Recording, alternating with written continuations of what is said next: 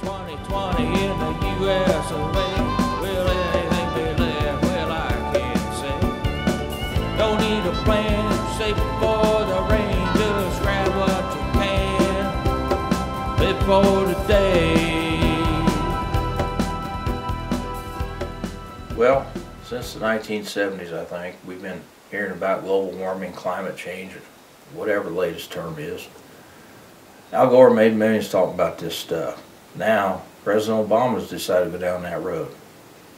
Most of what we've been told is that America's to blame. They say we're burning more than our share of the planet's energy just to live the high life. Well, shame on us. Being selfish implies environmentalists. Seems like everybody from China around the globe to ISIS hates America because we have a better life than they do. Yet they all give the right arm to move here. Even those in the U.S. who complain about police, jobs, government, would never think of exercising their right to just shut up and leave. Anyway, as for climate change, scientists all say it's greenhouse gases. They used to say refrigerant gases like Freon were the problem. Now carbon dioxide is included. Most people understand that carbon dioxide is a byproduct of burning fuel. This includes the fuel people burn also, so when you exhale, it's carbon dioxide. Well, living people are going to breathe, keep warm, and travel about, so carbon dioxide is going to be produced. Here's a chart showing how CO2 is increasing over time. Notice that around 1800, the amount of carbon dioxide in the atmosphere starts increasing exponentially, and now it's going through the roof. When we burn fuel, we not only make CO2, but we consume oxygen. Are we using it up? Well, yes we are, but that's not the problem. The planet's oxygen levels are declining, which means the forests and ocean plankton are not replacing as fast as we're burning it up. The good news is that even if we were to burn all the fuel in the world, both carbon and hydrogen based, we consume only about 3.3% of the world's oxygen, which is now 21% of the atmosphere. That's the equivalent of living at about 1,100 feet above sea level. Well, that's the math, anyhow, assuming we don't kill the world's forests and ocean plankton that are necessary to replenish the oxygen we consume. So what's the big deal? Well, it's temperature. Greenhouse gases cause the Earth's temperature to rise. How much is it likely to rise? Well, that's the problem. Nobody really knows. There are, however, a lot of guesses like this chart. Looks like if you notice where we are today and where the CO2 levels are estimated to go, it puts our temperature back to where we were in the Pliocene epoch 3 or 4 million years ago. Warmer than now, and sea levels were much higher than today due to less ice at the poles. There were as much as 30 meters or 100 feet higher. The late Pliocene is the time when early man first came down to the trees and began to walk the grassy plains. The point is, Earth is still habitable, but far different than now. Not sure if we can make enough food or have enough fresh water to sustain 7+ and rising billion people. One other concern, the temperature trend during the Pliocene was down. The temperature trend in our future is up. So how far up is not clear. So why is carbon dioxide increasing? Must be we're increasingly wasteful in America. The Make America Feel Guilty people want you to think so, but hold on.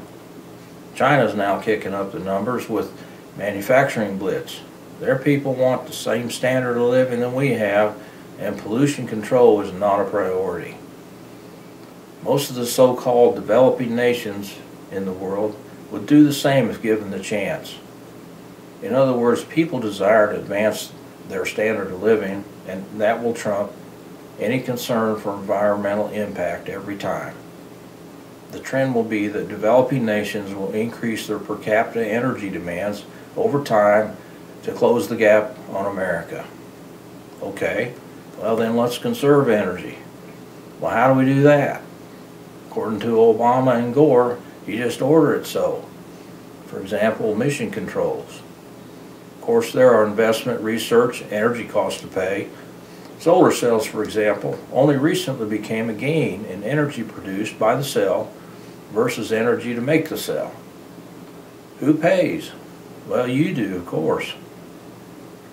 The international agreements being negotiated on carbon emissions, called cap and trade, is another controversial idea to spark financial incentive through a penalty system to reduce emissions without any idea how to actually do it.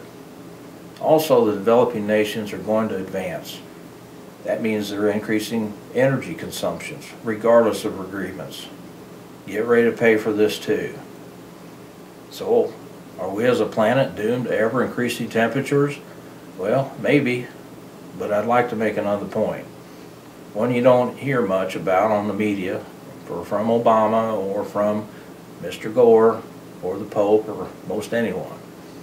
The actual root causes of global climate change, again, the root cause, is not what they're preaching.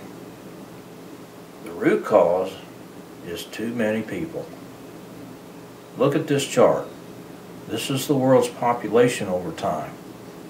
Notice that right around 1800, the chart starts going up exponentially and going through the roof. Now look at this chart. Saw earlier. This is atmospheric carbon increasing over time. They're actually identical curves, virtually identical. Population growth is absolutely the root cause of climate change. So why aren't we addressing the root cause? Pursuing conservation is a noble cause, but these gains will be totally blown away by more and more and more people. Here are the political problems. Many of the world's religious organizations have policies banning birth control. Also, the world's government policies are based on the premise that a growing population is necessary to sustain a prosperous economy. Both of these positions need to change. They talk about doing something about the environment, that they won't address the real issues due to policies. Here's an example of what I think needs to happen. Instead of a world conference on climate change to negotiate cap and trade, what I'd rather see is a higher profile conference on population control. Number two, birth control should be made free and readily accessible in the entire world. Developing nations should have United Nations sponsored education programs on birth control. The highest birth rates are in these nations. Abortion should be for rape, health issues, or other medical reasons only. Abortion for birth control is a result of irresponsible sex by presumably ignorant people, and it's not what I'm proposing. Laws that sponsor having more children should be changed also. For example, we should eliminate the IRS tax deduction for dependent children. In summary, we can change this. If you want a future for your grandchildren and their grandchildren, something's got to happen. You don't need to totally trust our leaders on this either. They have their own personal and political agendas.